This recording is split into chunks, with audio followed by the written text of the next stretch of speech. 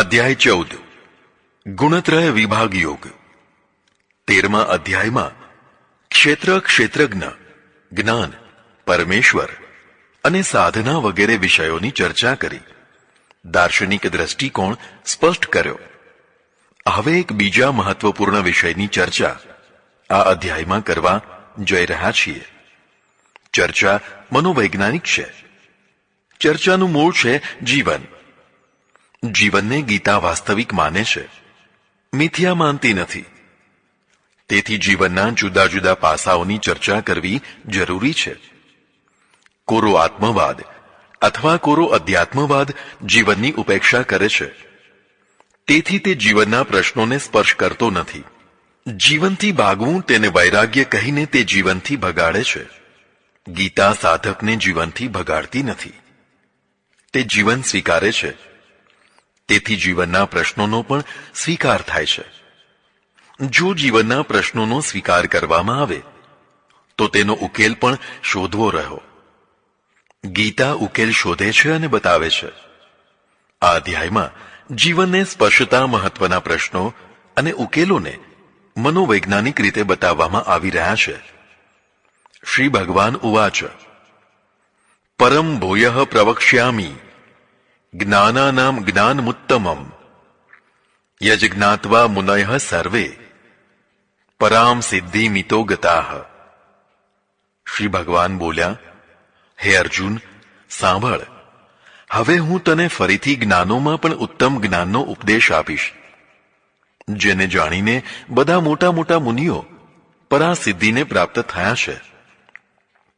અધ્યાયનો ઉપક્રમ કરી રહ્યા છે. ઉપક્રમ એટલે વિષય વસ્તુની માંડણી.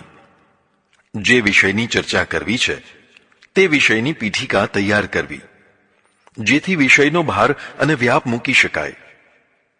ઉપક્રમ કર્યા વિના જ સીધી વાત કરી દેવાથી કદાચ તે માટેની માનસિકતા તૈયાર ન થાય. તેથી માંડણી કરવી જરૂરી છે. હે અર્જુન, સાંભળ, હવે જ્ઞાનોમાં પણ ઉત્તમ જ્ઞાન તને કહીશ, અર્થાત આ સર્વોચ્ચ જ્ઞાન છે, જેને જાણીને મોટા મોટા ઋષિ મુનિઓ જીવનની સિદ્ધિને પ્રાપ્ત થયા છે. જીવનની બે સિદ્ધિઓ છે. એક તો આ જીવન સફળ કરવું અને બીજું લોક જીવન સફળ કરવું. આ જીવન સફળ કરવું તેનો અર્થ છે જીવનને સુખી કરવું. સુખ વાસ્તવિક છે, તેની ઝંખના સૌને હોય છે. ધર્મ અને ન્યાયપૂર્વકના પ્રયત્નોથી તે મેળવવું અને ભોગવવું તે જીવનની પ્રથમ સિદ્ધિ છે. સુખ પોતાનું હોય, પારકું આપેલું ના હોય. પારકું આપેલું સુખ વ્યક્તિને પરાશ્રિત બનાવે છે. પરાશ્રિત જીવન ધન્ય ન કહેવાય, સ્વાશ્રિત જીવન જ ધન્ય કહેવાય. જીવનની બીજી સિદ્ધિ લોકોને સુખી કરવા. લોકો એટલે પોતાના સ્વજનો, પરિવાર, સમાજ, રાષ્ટ્ર અને પૂરી માનવતા વગેરે. આ સૌ માટે પોતાના સામર્થ્ય અને શક્યતા પ્રમાણે પ્રયત્નો કરવા. તે પ્રયત્નો હંમેશા નિષ્ફળ નથી હોતા. જો વ્યક્તિની દાનત સારી અને સાચી હોય તથા જીવન દિશા સ્પષ્ટ હોય તો પ્રયત્નો સફળ થતા હોય છે. સુખી થવું અને બીજાને સુખી કરવા એ જીવન મંત્ર છે. જાણી કરી અને સુખદ્રોહી ના થવું. જરૂર પડે તો લોકોના સુખ માટે પોતાના સુખોનો ત્યાગ કરવો અને લોકોને સુખી કરવા તે સાચો ત્યાગ છે. તે જ સંત છે જે બીજા માટે જીવે છે. ઇદમ જ્ઞાનમુપાશ્રિત્ય મમ સાધર્મ્ય માગતાઃ સર્ગે અપી નોપજાયન્તે પ્રલયે ન વ્યથંતિ ચ. જે ભક્ત આ જ્ઞાનનો આશરો લે છે તે મારા સાધર્મ્યને પ્રાપ્ત થાય છે. તેનો ઉત્પત્તિ કાળમાં જન્મ થતો નથી અને પ્રલય કાળમાં તે વ્યથિત થતો નથી. સાધર્મ્ય. આ જ્ઞાન પ્રાપ્ત કરવાથી ભક્ત ભગવાન જેવા ગુણો પ્રાપ્ત કરે છે. લોકો કહે છે કે આ તો ભગવાન જેવો છે. ભગવાન જેવા ગુણો એટલે દયા, કરુણા, ઉદારતા, ક્ષમા વગેરે ઉચ્ચ ગુણોનો વિકાસ. ગુણોથી જ વ્યક્તિ મહાન થાય છે. ગુણોનો વિકાસ કરવો એ જ જીવનની સાધના છે. સદગુણો વિના કોઈ સંત ન થઈ શકે. અહીં સાધર્મ્ય શબ્દનો અર્થ સામર્થ્યમાં સાધર્મ્ય કરવાનો નથી. કોઈ પણ જીવાત્મા પરમેશ્વર જેટલું સામર્થ્ય મેળવી શકતો નથી.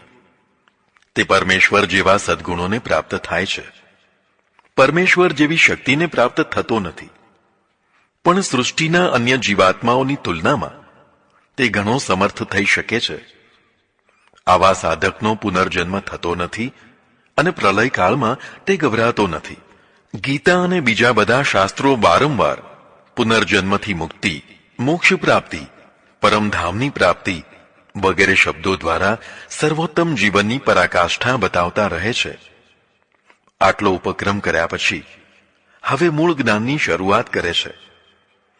મમ યોનિર્મહદ બ્રહ્મ તસ્મિન ગર્ભ દધાત્મ્યહમ સંભવઃ સર્વભૂતાનામ તતો ભવતી ભારત. હે ભારત, મારી પત્ની મહદ બ્રહ્મ છે. તેમાં હું ગર્ભ સ્થાપિત કરું છું. તેમાંથી બધા પ્રાણીઓની ઉત્પત્તિ થાય છે. ભગવાન જગત ઉત્પત્તિને રૂપકથી સમજાવે છે. સંસારમાં જેમ પતિ પત્નીના સહવાસથી બાળ સૃષ્ટિ ઉત્પન્ન થતી હોય છે, તેમ વિશાળ સૃષ્ટિ પણ પરમેશ્વર રૂપ પતિ અને મૂળ પ્રકૃતિ રૂપ પત્નીના સંયોગથી ઉત્પન્ન થાય છે. મહદ બ્રહ્મ એટલે મૂળ પ્રકૃતિ. આ પ્રકૃતિને પત્નીનું રૂપ અપાયું છે. પત્નીની યોની જનનાંગમાં પતિ ગર્ભ સ્થાપિત કરે છે. તેવી જ રીતે પરમેશ્વર પણ વિશાળ બ્રહ્માંડોની ઉત્પત્તિની ગર્ભ સ્થાપના કરે છે. એટલે જ હિન્દુ ધર્મમાં ઈશ્વરને સજોડે પૂજ્યો છે. તે લક્ષ્મી નારાયણ, શિવ પાર્વતી, રાધા કૃષ્ણ, સીતારામ વગેરેના યુગલમાં પૂજાય છે. તે એવો સંદેશ આપે છે કે બ્રહ્મ એકલું નથી, તેની સાથે શક્તિ પણ છે. બ્રહ્મ અને શક્તિ મળી સૃષ્ટિ રચના કરે છે. પરમેશ્વર સત્ય છે, તેની સૃષ્ટિ રચના પણ સત્ય છે. પરમેશ્વર ગર્ભ સ્થાપના કરવાની પ્રક્રિયાને આદિ કર્તવ્ય બતાવે છે. તેમાંથી સંદેશ મળે છે કે ગર્ભ સ્થાપના કરવી તે કોઈ પાપ નથી, કર્તવ્ય છે. જે લોકો આ પ્રક્રિયાને પાપ માની સ્ત્રીથી દૂર ભાગે છે, તેને ગીતાની સહમતિ નથી. જે લોકો મોક્ષ પ્રાપ્તિ કે પરલોક સુધારવા માટે સ્ત્રી ત્યાગ અથવા પુરુષ ત્યાગને અનિવાર્ય માને છે, તે ઋષિ માર્ગ અને ગીતા માર્ગથી ભિન્ન છે. પોતાની પત્નીમાં ઉત્તમ ગર્ભની સ્થાપના કરવી એ ઉત્તમ સૃષ્ટિ રચવામાં સહયોગ કરવા જેવું છે. તેથી પરમેશ્વર પ્રસન્ન થાય છે. જે લોકો આવું કર્તવ્ય છોડીને મોક્ષ મેળવા ભાગે છે, તેના ઉપર પરમેશ્વર પ્રસન્ન થતો નથી. તેનો દંડ તેને અહીં જ મળતો રહે છે. હે ભારત, બધી ચરાચર સૃષ્ટિની ઉત્પત્તિ આ મૂળ પ્રકૃતિ રૂપી પત્નીમાંથી થતી હોય છે. પુરુષ માત્ર ગર્ભ સ્થાપના પૂરતો જ સક્રિય હોય છે. પછીની બધી જવાબદારી પત્ની ઉપાડતી હોય છે. આવું જ સૃષ્ટિ રચનાનું પણ છે. પરમેશ્વર પ્રકૃતિ રૂપી પત્નીમાં ગર્ભ સ્થાપના કરીને તેમાં બધા પ્રોગ્રામ રાખી દે છે, જેથી બધું આપોઆપ અને સમયસર થયા કરે છે. સર્વ યોનિષુ કૌંતેય મૂર્તયઃ સંભવંતી યાહ તાસામ બ્રહ્મ મહદ યોનિરહમ બીજપ્રદઃ પિતા. હે કૌંતેય, બધી યોનિઓમાં જે પ્રાણીઓ પેદા થાય છે, તેમાં જે મૂળ પ્રકૃતિ છે તે મૂળ યોનિ છે, અને તેમાં બીજ પ્રદાન કરનાર હું પિતા છું. 84 લાખ યોનિઓ છે. સૃષ્ટિ રચનાનું ઉદ્ગમ સ્થાન સ્ત્રી જનનાંગ છે, તેથી તેને યોનિ કહેવાય છે. 84 લાખ યોનિના પ્રાણીઓ પુરુષ જનનાંગથી જન્મતા નથી, સ્ત્રી જનનાંગથી જન્મે છે. આ બધી યોનિઓની મૂળ યોનિ કે મૂળ પ્રકૃતિ એક જ છે, અને તેમાં બીજ સ્થાપનાર પિતા પરમેશ્વર પણ એક જ છે. તેથી તો આપણે પરમેશ્વરને માતા અને પિતાના રૂપમાં કલ્પી પ્રાર્થના કરીએ છીએ. પરમેશ્વર પાલક રક્ષક તરીકે તો પિતા છે જ, પણ તે ઉત્પાદક તરીકે પણ પિતા છે. હવે આ યોનિમાંથી સૃષ્ટિ રચના શરૂ થાય છે. સૌથી પહેલા શું થયું? સત્વમ રજસ્તમ ઇતિ ગુણાઃ પ્રકૃતિ સંભવાઃ નિબધ્ધંતિ મહાબાહો દેહે દેહીનમ વ્યયમ. આ મૂળ પ્રકૃતિમાંથી સત્વ, રજ અને તમ એ 3 ગુણો પહેલા ઉત્પન્ન થાય છે. આ ગુણો દેહમાં રહેલા દેહી એટલે જીવાત્માને બંધનમાં નાખે છે. મૂળ પ્રકૃતિમાં આ 3 ગુણો તો હોય છે જ, પણ તે સામ્યાવસ્થામાં હોય છે, અર્થાત 3 ગુણો એક સરખી માત્રામાં હોય છે. ગુણોની સામ્યાવસ્થાને પ્રલયાવસ્થા કહેવાય છે. પછી જ્યારે સૃષ્ટિ રચના કાળ શરૂ થાય છે ત્યારે આ ગુણોની સામ્યાવસ્થામાં ભંગ થઈને વિષમાવસ્થા થાય છે. આ વિષમાવસ્થાને અહીં ગુણોની ઉત્પત્તિ માની છે. જીવાત્મા ઉત્પન્ન થતો નથી, તે અનાદિ છે. પણ આ 3 ગુણોથી થનારી સૃષ્ટિ દેહમાં રહેનારા દેહી એટલે જીવાત્માને પોતપોતાની રીતે બદ્ધ કરે છે અને પછી તેનામાં મમત્વ, ભોગ, વાસના વગેરે ઈચ્છાઓ પેદા કરે છે. આ ઈચ્છાઓથી જ પ્રવૃત્તિ થાય છે અને સંસાર ચાલે છે. હવે કયો ગુણ શું શું કામ કરે છે તે બતાવે છે. તત્ર સત્વમ નિર્મલત્વાત પ્રકાશ કમનામયમ સુખ સંગેન બધ્નાતિ જ્ઞાન સંગેન ચાનઘ. હે અનઘ, એ 3 ગુણોમાં જે સત્વગુણ છે તે નિર્મલ હોવાથી પ્રકાશ કરનારો અને નિર્વિકારી છે. તે સુખ તેમજ જ્ઞાનમાં જીવાત્માને બાંધી દે છે. અનઘ એટલે નિષ્પાપ, અઘ એટલે પાપ. શ્રી કૃષ્ણે બાળલીલામાં પ્રથમ અઘાસુરનો વધ કર્યો હતો, અર્થાત મહારાસની પરાકાષ્ઠા સુધી પહોંચવાની શરૂઆત પાપ ત્યાગથી થતી હોય છે. પહેલા અઘાસુરને મારો, પછી આગળ વધો. પાપ ચાલુ રાખીને આગળ વધાય નહીં. અર્જુન અનઘ છે એટલે ગીતાનો અધિકારી છે. નિર્મલત્વાત, સત્વગુણ નિર્મળ છે. સૌથી મોટો મેલ પાપ છે. સત્વગુણ હોય ત્યાં પાપ ન હોય. પ્રકાશકમ, પ્રકાશ એટલે જ્ઞાન. સત્વગુણ જીવાત્માને જ્ઞાન તરફ દોરી જાય છે. તેને જ્ઞાનનું આકર્ષણ રહે છે, તેથી તે જ્ઞાનમાં બંધાય છે. જ્ઞાનબદ્ધ થવું એ સદભાગ્ય કહેવાય. સાથે સાથે વિદ્યા વ્યસન પણ કહેવાય. અનામયમ, આમય એટલે રોગ. રોગનું મૂળ આમ છે. આમ એટલે ન પચેલું કાચું અન્ન. આ આમ મરડાનું રૂપ ધારણ કરે છે અને મરડો થયા પછી અન્ન ખાખા કરનારને અંતે સંગ્રહણી રોગ થાય છે, જે અસાધ્ય રોગ છે. બધા રોગોનું મૂળ પકવાશય છે. જેને ખાધેલું પૂરેપૂરું પચી જાય છે તેને રોગો થતા નથી. કદાચ થાય તો જલ્દી મટી જાય છે. સત્વગુણ અનામય અર્થાત નિરોગી છે, અર્થાત ખોટા વિકારોથી રહિત છે. વિકારો દુઃખ આપે છે. સત્વગુણીને દુઃખ મુક્તિ હોય છે. સુખ સંગેન, આ સત્વગુણ જીવાત્મામાં સુખેચ્છા પેદા કરે છે. સુખેચ્છા કોઈ પાપ નથી. હું સુખી થાઉં તેવી ઈચ્છા થવાથી જે તે પ્રવૃત્તિ કરે છે. જ્ઞાન સંગેન, આ સત્વગુણ જ્ઞાનેચ્છા પણ પેદા કરે છે, અર્થાત તેને જ્ઞાનની ભૂખ જાગે છે.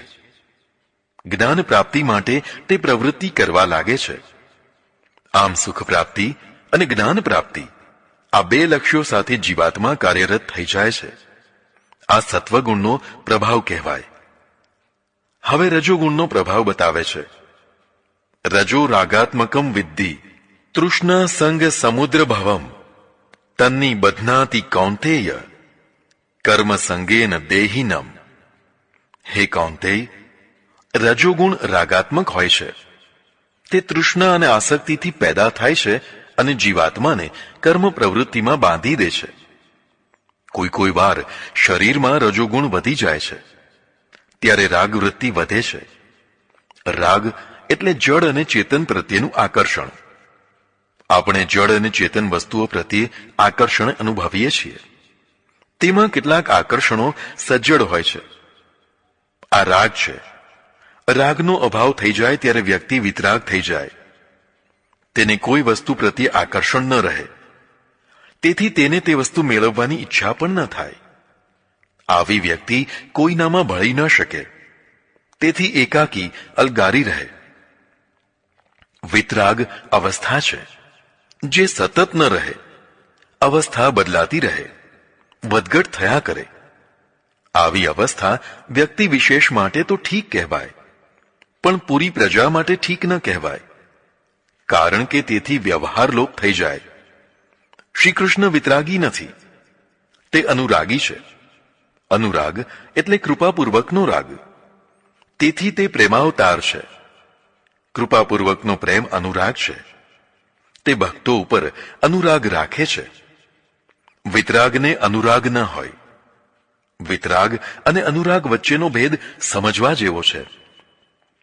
વિતરાગીના લક્ષણો જોઈએ. તેને કોઈની સાથે સંબંધ ના હોય. તે માર ખાય પણ કોઈને મારે નહીં, મારવાનો ઉપદેશ પણ ન આપે. તે ગીત, સંગીત, નૃત્ય, વાજિંત્ર કલા એ બધાથી દૂર રહે. તે પત્ની અને પરિવારનો ત્યાગ કરે. તે શસ્ત્ર ત્યાગી હોય, યુદ્ધ ત્યાગી હોય. તેને રાષ્ટ્ર ના હોય, રાષ્ટ્રભક્તિ ના હોય. તે માત્ર મોક્ષલક્ષી જીવન જીવે, આ લોકમાં રસ ના લે. તે શણગાર ન કરે, તેના દ્વારા કોઈને રોજી ના મળે, કોઈ કલાને પ્રોત્સાહન ના મળે. તે પરાશ્રિત જીવન જીવે, અર્થાત ભિક્ષાવૃત્તિથી જીવે. તે કોઈનું અહેસાન ન માને. તેને પ્રેમ ભૂખ ના હોય. ધીર ગંભીર જીવન જ જીવે. તે ગૃહત્યાગ, પત્ની ત્યાગની દીક્ષા આપે છે. તે કઠોર તપ અને લાંબા ઉપવાસો કરે છે. તે કદી રાજ સત્તાનો વિરોધ કરતા નથી. તે કશો પુરુષાર્થ કરતા નથી. તે કુરિવાજો કે પરંપરાનો સક્રિય વિરોધ કરતા નથી. સંઘર્ષમય જીવન જીવતા નથી. તે અન્નક્ષેત્રો, ઔષધાલયો, ધર્મશાળાઓ, પાણીની પરબો વગેરે લોકોપયોગી પ્રવૃત્તિ કરતા નથી અને કરવાનો ઉપદેશ આપતા નથી. હવે અનુરાગીના લક્ષણો જોઈએ. તેને સૌની સાથે સંબંધ હોય. તે કૃપાપૂર્ણ પ્રેમ વર્ષાવે છતાં અનાસક્ત હોય. તે માર ન ખાય, મારવા આવનારને જોડી નાખે અને હણનારને હણવાનો ઉપદેશ આપે. તે ગીત, સંગીત, નૃત્ય અને વાજિંત્ર કલામાં પૂરેપૂરો રસ લે, નાચે અને નચાવે. તે આનંદ કરે. તે પત્ની પરિવારની સાથે રહે, કોઈનો ત્યાગ ન કરે. તે શસ્ત્રધારી હોય, ધર્મયુદ્ધ કરે અને કરાવે. શસ્ત્ર ત્યાગીને શસ્ત્ર ધારણ કરાવે. તેને રાષ્ટ્ર હોય, રાષ્ટ્રભક્તિ હોય. રાષ્ટ્ર માટે જે કરવું પડે તે કરે. તે આ લોકમાં પૂરેપૂરો રસ લે, સોનાની દ્વારિકા બનાવે, લોકોને સમૃદ્ધિ અને વૈભવ અપાવે. તે ખૂબ શણગાર કરે, પીળા પિતાંબર, મોર મુગુટ વગેરે ધારણ કરે. તેના શણગારમાંથી લોકોને રોજી મળે અને કલાકારની કલા ખીલે, વિકસે. તે સ્વાશ્રિત જીવન જીવે, મોટો રાજ વૈભવ, રથ અને ઘોડા વગેરે રાખે અને સમૃદ્ધ જીવન જીવે. તે અહેસાનને યાદ રાખે. દ્રૌપદીના એક તાંતણાના બદલામાં તેને 1000 સાડીઓ પૂરે. તે પ્રેમ ભૂખ્યો હોય. પ્રેમ હોય તો વિદુરની ભાજી ખાય. તે નક્ષીક પ્રેમાવતાર હોય. તેના જીવનમાં હળવાશ અને ગંભીરતા બંને હોય. તે મોહત્યાગ કરાવે પણ કર્તવ્ય ત્યાગ ન કરાવે. ગૃહત્યાગ તથા પત્ની કે પરિવાર ત્યાગ ન કરાવે. તે કર્તવ્ય પાલનની દીક્ષા આપે છે.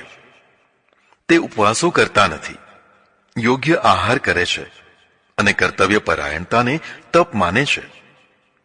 તે ક્રૂર રાજા કંસનો વિરોધ કરીને તેનું મહેસૂલ અટકાવે છે અને અંતે કંસની રાજસત્તા ઉખાડી નાખે છે. તે ગાયો ચરાવે છે, ગોવાળોને મિત્ર બનાવી સંગઠન કરે છે. તે ઇન્દ્રનો વિરોધ કરે છે, યજ્ઞ બંધ કરે છે અને ઇન્દ્રના કોપની સામે નમતું ન જોખીને ગોવાળિયાઓના સાથથી ગોવર્ધન તોડીને વ્રજની રક્ષા કરે છે. કુરિવાજો અને પરંપરાઓ તોડે છે. તે યજ્ઞમાં સૌના પગ ધોવે છે, સૌના એઠા પતરાળા ઉપાડે છે, સૌને જમાડવાની અને સેવા શુશ્રૂષા કરવાની પ્રેરણા આપે છે. તે માનવતાવાદી અધ્યાત્મ સાથે ચાલે છે અને ચલાવે છે. હવે મૂળ શ્લોક પર આવીએ. રજોગુણ રાગ પેદા કરે છે. તેથી તૃષ્ણા વગેરે વધે છે. તૃષ્ણા પૂરી કરવા માટે કર્મની પ્રવૃત્તિ થાય છે. આસક્તિ ભર્યા કર્મોથી તે જીવાત્માને કર્મબંધનમાં નાખે છે. હવે તમોગુણનો પ્રભાવ બતાવે છે. તમસ્ત્વ જ્ઞાનજમ વિદ્ધિ મોહનમ સર્વદેહીનામ પ્રમાદા આલસ્ય નિંદ્રા બેસ્તની બદનાતી ભારત. હે ભારત, તમોગુણ અજ્ઞાનમાંથી જન્મે છે. તે બધા જીવોને મોહ પમાડનાર છે. તેનાથી પ્રમાદ, આલસ્ય, નિંદ્રા વધે છે અને જીવાત્મા તેમાં બદ્ધ થઈ જાય છે. તમોગુણની ઉત્પત્તિ અજ્ઞાનથી થાય છે. અજ્ઞાન એટલે જ્ઞાનાભાવ નહીં, પણ ખોટું જ્ઞાન. જે સત્ય હોય તેનાથી ઊંધું જ્ઞાન. આવું અજ્ઞાન તમોગુણ પેદા કરે છે. તેનો પ્રથમ પ્રભાવ મોહ પમાડવાનો છે. ખોટી જગ્યાએ ખોટી રીતે રાગ થવો તે મોહ છે. મોહ વધે એટલે પ્રમાદ, આળસ અને નિંદ્રા વધે. આ બધા દોષોથી જીવાત્મા બંધાઈને જીવન જીવતો હોય છે. ફરી પાછું ત્રણેય ગુણોનું વિશેષ પરિણામ બતાવે છે. સત્વમ સુખે સંજયતિ રજઃ કર્મણી ભારત જ્ઞાનમાવૃત્ય તુ તમઃ પ્રમાદે સંજયત્યુત. સત્વગુણ સુખમાં જોડે છે. રજોગુણ કર્મોમાં જોડે છે. તમોગુણ જ્ઞાનને ઢાંકીને પ્રમાદમાં જીવાત્માને જોડે છે. હે ભારત, કેટલીક વાર આંતરસ્થિતિ અકારણ સુખી અથવા દુઃખી અનુભવાતી હોય છે. તેનું કારણ બતાવે છે. જ્યારે સત્વગુણ વધે છે ત્યારે આપોઆપ જીવાત્માને અંદરથી વિના કારણે, વિના પદાર્થે સુખનો અનુભવ થવા લાગે છે. આ સત્વગુણનો પ્રભાવ છે. પણ આ કાયમી નથી રહેતો, કારણ કે ગુણો બદલાતા રહે છે. જે લોકો વધુમાં વધુ સત્વગુણી હોય છે તે અંદરથી વધુ સુખી હોય છે. કેટલાક લોકો સતત કર્મો કરતા જ હોય છે. આ રજોગુણનો પ્રભાવ છે. રજોગુણ વધે એટલે ચંચળતા, પ્રવૃત્તિ વધે. તેથી કર્મો કરવાની ઈચ્છા પણ થશે. આવા લોકો કર્મઠ જીવન જીવતા હોય છે. જ્યારે તમોગુણ વધે ત્યારે પ્રથમ તો જ્ઞાન ઢંકાઈ જાય, અજ્ઞાન વધે, અજ્ઞાન ગમે. આ તમોગુણ જીવાત્માને પ્રમાદમાં જકડી દેતો હોય છે. આ ત્રણ ગુણો કદી પણ એકલા હોતા નથી. એકની પ્રધાનતા હોય ત્યારે બીજા બે ગૌણ હોય. તે બતાવે છે રજસ્તમશ્યાભિભૂય સત્વમ ભવતિ ભારત રજઃ સત્વમ તમશ્ચૈવ તમઃ સત્વમ રજસ્તથા. હે ભારત, જ્યારે સત્વગુણની પ્રધાનતા હોય ત્યારે રજ અને તમોગુણ ગૌણ હોય. આ ગૌણમાં પણ પહેલો બીજો ક્રમ હોય. અર્થાત સત્વ પછી રજ અને તેના પછી તમ, અથવા સત્વ પછી તમ અને તેના પછી રજ. આવું જ જ્યારે રજોગુણની પ્રધાનતા હોય ત્યારે સત્વ અને તમ ગૌણ હોય. તે પણ પહેલા બીજા ક્રમે હોય. જ્યારે તમોગુણની પ્રધાનતા હોય ત્યારે સત્વ અને રજ ગૌણ હોય. તે પણ પહેલા બીજા ક્રમે હોય.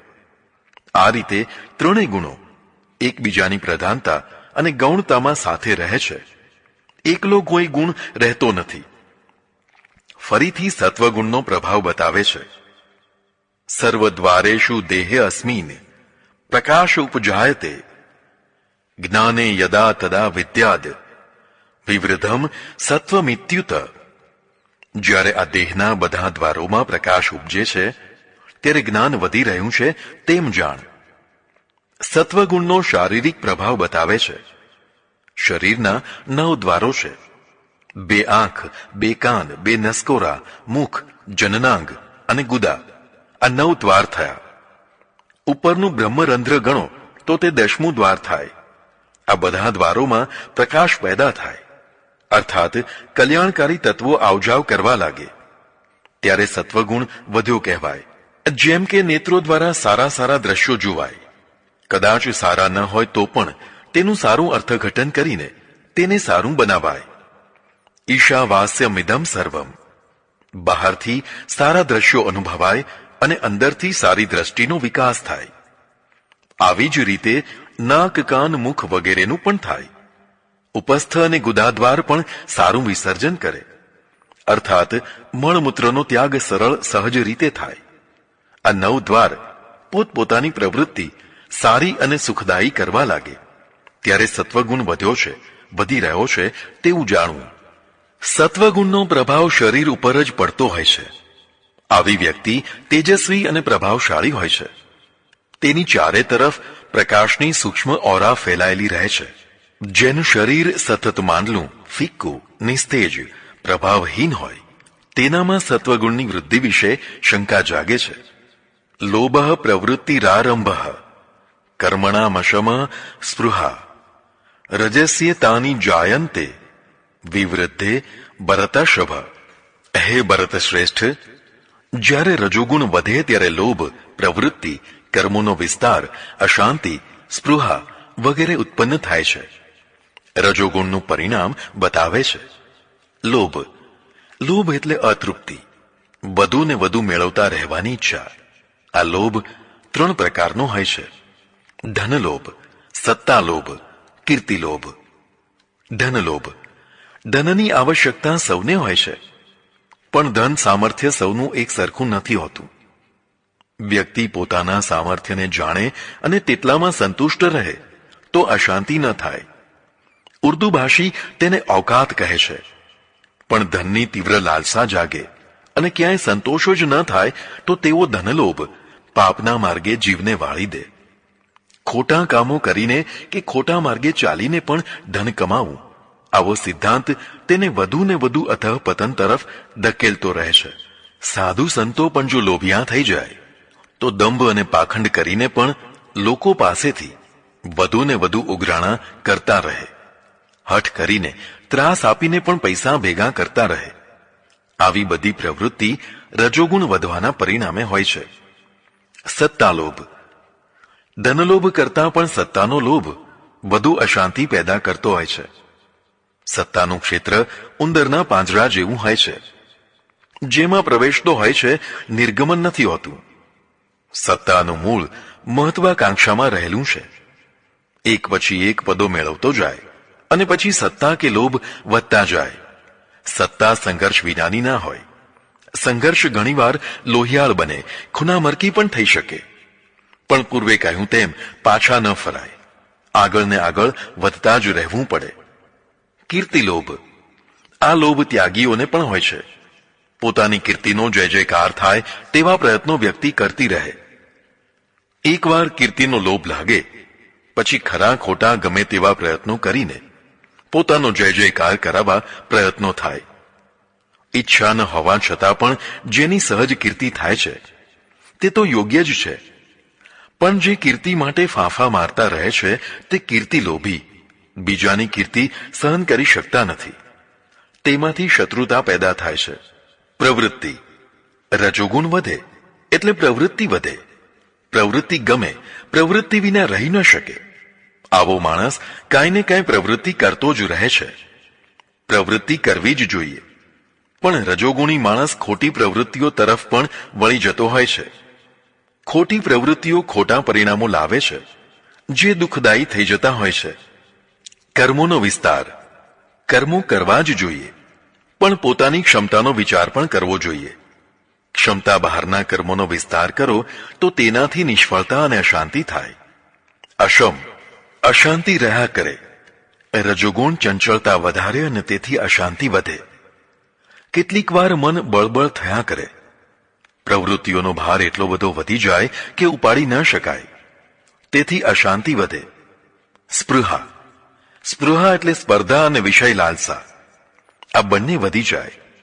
વધુ ને વધુ ભોગો ભોગવી લેવાની લાલસા જાગે. કોઈ પોતાની આગળ ન નીકળી જાય તેવી ઈચ્છા પણ જાગે. તેથી અશાંતિ થાય. હે ભરત શ્રેષ્ઠ અર્જુન, જ્યારે રજોગુણ વધે ત્યારે આવા લક્ષણો વધવા લાગે. હવે તમોગુણની વાત કરે છે. અપ્રકાશો અપ્રવૃત્તિશ્ચ પ્રમાદો મોહ એવ ચ તમસ્ય તાની જાયંતે વિવૃદ્ધે કુરુનંદન. હે કુરુનંદન, જ્યારે તમોગુણ વધે ત્યારે અજ્ઞાન વધે, અકર્મણ્યતા વધે, પ્રમાદ વધે અને મોહ પણ વધે. અપ્રકાશ એટલે અજ્ઞાન. અજ્ઞાન એટલે ખોટું જ્ઞાન. અપ્રવૃત્તિ એટલે અકર્મણ્યતા, કર્મત્યાગ, નિષ્ક્રિયતા વધે. વ્યક્તિ નિરુદ્યમી થઈને પડી રહે, ઉદ્યમી ના બને. પ્રમાદ, આળસ વધે અને મોહ વધે. મોહ એટલે ખોટી જગ્યાએ ફસાઈ જવું તે. આવા બધા લક્ષણો તમોગુણ વધવાથી દેખાવા લાગે છે. હવે ગુણો પ્રમાણે મૃત્યુ પછીની ગતિ બતાવે છે. યદા સત્વે પ્રવૃદ્ધેતુ પ્રલયમ યાની દેહભૃત તદોત્તમ વિદામ લોકાન મલાન પ્રતિપદ્યતે. જ્યારે સત્વગુણ વધ્યો હોય અને તેવા સમયે જો કોઈ દેહધારી જીવાત્મા મૃત્યુ પામે તો તેને ઉત્તમ લોકો અર્થાત સ્વર્ગાદી લોકોની પ્રાપ્તિ થતી હોય છે. આ લોકની સાથે તેનો પરલોક પણ સુધરતો હોય છે. રજસી પ્રલયમ ગત્વા કર્મ સંગીષુ જાયતે તથા પ્રલીનસ્તમસી મૂઢ યોની સુજાયતે. રજોગુણ વધ્યો હોય અને મૃત્યુ પામે તો તેઓ જીવાત્મા કર્મોમાં આસક્ત રહેનારા લોકોમાં જન્મ પામે છે. અને જો તમોગુણ વધતો હોય અને મૃત્યુ પામે તો મૂઢ યોની એટલે કે હલકી તુચ્છ પશુ પક્ષીઓની યોનીમાં જન્મ ધારણ કરે છે. કર્મણઃ સુકૃત સ્યાહુ સાત્વિકમ નિર્મલમ ફલમ રજસસ્તુ ફલમ દુઃખમજ્ઞાનમ તમસા ફલમ. સાત્વિક જીવન જીવનારો માણસ સારા કાર્યો કરતો રહે છે, તેને સુખ અને નિર્મળતા પ્રાપ્ત થાય છે. રજોગુણી જીવન જીવનારો જીવાત્મા દુઃખ પ્રાપ્ત કરે છે અને તમોગુણી જીવન જીવનારો અજ્ઞાનરૂપી ફળ પામે છે. આ રીતે ગુણ પ્રમાણે ફળ પ્રાપ્ત થાય છે.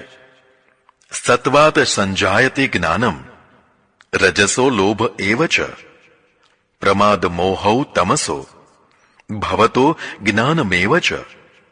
સત્વગુણથી જ્ઞાન પ્રાપ્ત થાય છે. જ્ઞાન એટલે સત્ય જ્ઞાન, બ્રહ્મ જ્ઞાન, આત્મજ્ઞાન. રજોગુણથી લોભ વધે છે અને તમોગુણથી પ્રમાદ તથા મોહ અને અજ્ઞાન પ્રાપ્ત થાય છે. એમ કહી શકાય કે જીવાત્માને જે પ્રાપ્ત થયું છે તે તેના તે ગુણોના કારણે પ્રાપ્ત થયું છે. ઉર્ધ્વ ગચ્છન્તિ સત્વસ્થા મધ્યે તિષ્ઠન્તિ રાજસા જગન્ય ગુણવૃત્તિસ્થા અધો ગચ્છન્તિ તામસાહ. સાત્વિક જીવાત્માઓની ઉર્ધ્વગતિ થાય છે. રજોગુણી જીવાત્માઓ મધ્યમ ગતિ પ્રાપ્ત કરે છે અને તામસ લોકો હલકી ગુણવૃત્તિના કારણે અધોગતિને પ્રાપ્ત કરે છે. આ ગતિઓ જીવનકાળ દરમિયાન તથા મૃત્યુ પછી પણ આવી જ થતી હોય છે. નાન્યમ ગુણેભ્યઃ કતારમ યદા દ્રષ્ટાનું પશ્યતિ ગુણેભ્યશ્ચ પરમ વેતિ મદભાવે સોધિગચ્છતિ. જ્યારે આ ગુણો સિવાય બીજો કોઈ કરતા નથી તેવું દ્રષ્ટા તરીકે જુએ છે અને મને આ ગુણોથી અત્યંત પર માને છે, ત્યારે તે જીવાત્મા મારા ભાવને પ્રાપ્ત થાય છે. અર્થાત જીવાત્મા એમ સમજતો થાય કે મારી સામાન્ય ચેષ્ટાઓ ગુણોથી પ્રેરિત થઈ રહી છે, હું તેનો દ્રષ્ટા છું અને પરમાત્મા તો ગુણોથી પણ પર છે. ત્યારે તે ભગવદ ભાવને પ્રાપ્ત થાય છે. ગુણાને તાન તિત્ય ત્રીન દેહી દેહ સમુદ્ર ભવાન જન્મ મૃત્યુ જરા દુઃખે વિમુક્તો અમૃતમશ્રુતે. દેહમાં ઉદ્ભવતા આ 3 ગુણોનું અતિક્રમણ કરીને જીવાત્મા જ્યારે પાર થાય છે ત્યારે તે જન્મ મૃત્યુ જરા વ્યાધિ વગેરેથી પણ પાર થઈને અમૃતત્વનું પાન કરે છે. અહીં જન્માદિથી નવો જન્મ ધારણ કરતો નથી તેવું સમજવાનું છે. એવું નહીં કે તેને આ જ શરીરમાં જરા વ્યાધિ મૃત્યુ વગેરે દશા પ્રાપ્ત ના થાય. તે તો ઓછા વત્તા અંશે પ્રાપ્ત થાય જ, પણ મૃત્યુ પછી બીજો જન્મ ન થાય તેવો ભાવ છે. હવે અર્જુન પ્રશ્ન પૂછે છે. અર્જુન ઉવાચ કૈર્લી ગૈ સ્ત્રીન ગુણાને તાન તીતો ભવતી પ્રભો કિમાચારઃ કથમ ચૈતામ સ્ત્રીન ગુણાની વિવર્તતે. આ 3 ગુણોથી પર થયેલો પુરુષ કેવા કેવા લક્ષણો વાળો હોય, તેના આચાર કેવા હોય અને કયા ઉપાયો વડે તે ગુણોને પાર થઈ જાય છે તે બધું મને કહો પ્રભુ. શ્રી ભગવાન ઉવાચ પ્રકાશમ ચ પ્રવૃત્તિમ ચ મોહમેવ ચ પાંડવ ન દ્વેષ્ટિ સંપ્રવૃત્તાની ન નિવૃત્તાની કાંક્ષતિ. હે પાંડવ, જે પુરુષ જ્ઞાન પ્રવૃત્તિ અને મોહમાં 3 ગુણો દ્વારા થનારી પ્રવૃત્તિનો દ્વેષ નથી કરતો તેથી જ નિવૃત્તિની ઈચ્છા નથી રાખતો. તે પુરુષ ગુણોથી પર થયેલો છે તેમ સમજવું. ઉદાસીન વદાસીનો ગુણેયો ન વિચાલ્યતે ગુણા વર્તંત ઇત્યેવ યો વતિષ્ઠતિ નેંગતે.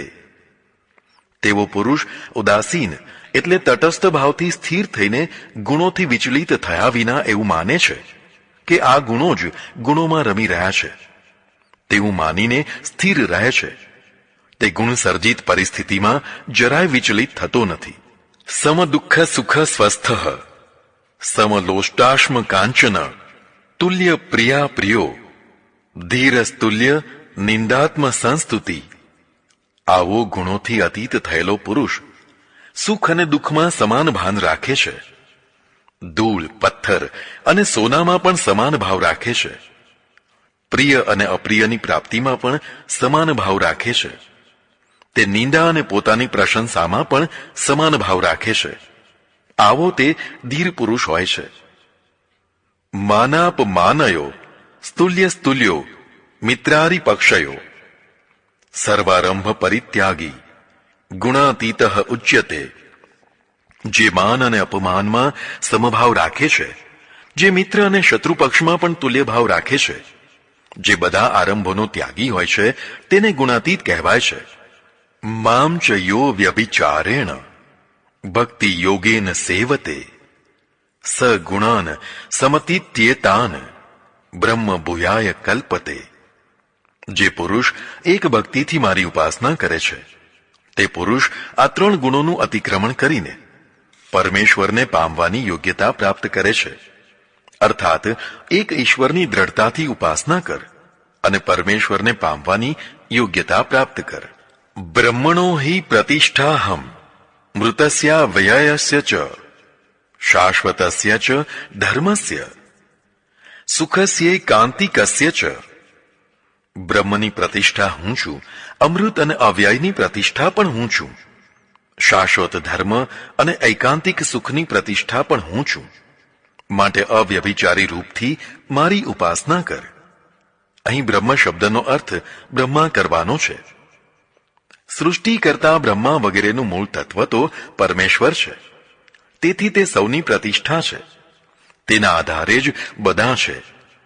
અમૃતસ્યનો અર્થ શુદ્ધ પ્રેમ છે. તેની પ્રતિષ્ઠા પણ પરમેશ્વર જ છે, કારણ કે પરમેશ્વર પ્રેમ સ્વરૂપ છે. પ્રેમ એ જ અમૃત છે. ન મરે તેને અમૃત કહેવાય છે. પ્રેમ કદી મરતો નથી, તેથી તે અમૃત છે. અવ્યયસ્યનો અર્થ નિર્વિકારી છે, અર્થાત તેમાં ઘટ વધ વિનાશ વગેરે થતું નથી. તેવા તત્વની પ્રતિષ્ઠા પણ હું પરમેશ્વર છું. શાશ્વત ધર્મસ્ય એટલે સનાતન ધર્મ. ધર્મ સનાતન છે. જે સનાતન નથી તે સંપ્રદાયો છે. ભૂલથી અથવા ગેરસમજથી લોકો તેને ધર્મ સમજી બેઠા છે. ધર્મ તો શાશ્વત છે, સનાતન છે. સુખ ક્ષણિક હોય છે, તે પણ પાછું વિષયવાર ભિન્ન ભિન્ન હોય છે. જ્યારે ઐકાંતિક સુખ ક્ષણિક નથી હોતું, એક રસ સમરસ હોય છે. તેમાં વિષય ભેદથી ભિન્નતા નથી આવતી, કારણ કે એક પરમેશ્વરનું જ તે સુખ હોય છે. તેથી તેને ઐકાંતિક સુખ કહેવાય છે. આ બધાની પ્રતિષ્ઠા હું પરબ્રહ્મ પરમેશ્વર છું, માટે મારી ઉપાસના કર. અહીં અધ્યાય પૂરો થાય છે. આ અધ્યાયના પાછલા શ્લોકમાં ગુણાતીત થવા ઉપર જ ભાર મૂક્યો છે. તે શ્રુત રમણીય તો લાગે છે, પણ વ્યાવહારિક જગતમાં તેને આચરી બતાવવું સરળ નથી લાગતું. તેથી તે શ્લોકોની વ્યાખ્યા ન કરતા માત્ર શબ્દાર્થ જ કરવામાં આવ્યો છે. અહીં ગુણત્રય વિભાગ યોગ નામનો 14મો અધ્યાય સમાપ્ત.